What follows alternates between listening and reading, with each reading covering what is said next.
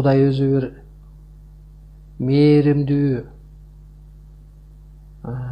Кудай бир сурак жүргүзүүчү делгендей мен дагы ошол эми баягы адам телосы катары жаратып, анан Кудай киргиерден мурун көп окутту да, эми ошо жатсам, периштедей таза болдум, мээримдүү, сотто бата бер делди да. Анан Кудай тарыхында деле кийин жетилгенде мындай көп нерселер ачылды менде. Анан ошо Теңир ата келип көзгөрүнө кийип алгандан кийин ошол Кудайдын астына суракка барасың деген сөз ошол мени сотсуң деген ошол экен да. Эми сурак деген сот да. Сурап, анан күнөөңдү дейби, парыз милдетиңди дейби. Ошондуктан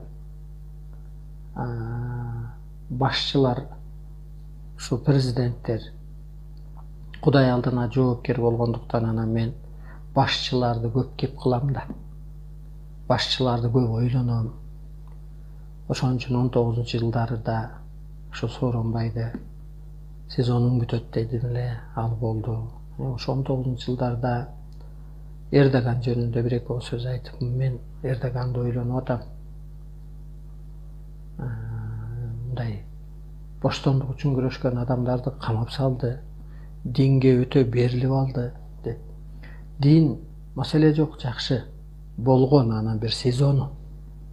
Азыр адам ал аял эркек аял эркек ролун аткарып аткан кезде керек болгон. Же болбосо эски түшүнүк менен айтканда, адам өлгөндөн кийин асманга барганда дин жок да. Тетирсинче боштондук аякта. Тартип жок да. Же болбосо бул дүйнөнү пророктор эмне деп айткан? Бул дүйнөнү жөн эле бир түрмөгө салыштырып айтып өткөн да. Бул оор, ошол таква жүргөн адамдарга 5 убакыт намазы менен жана кызматы оор, бул түрмө сыяктуу.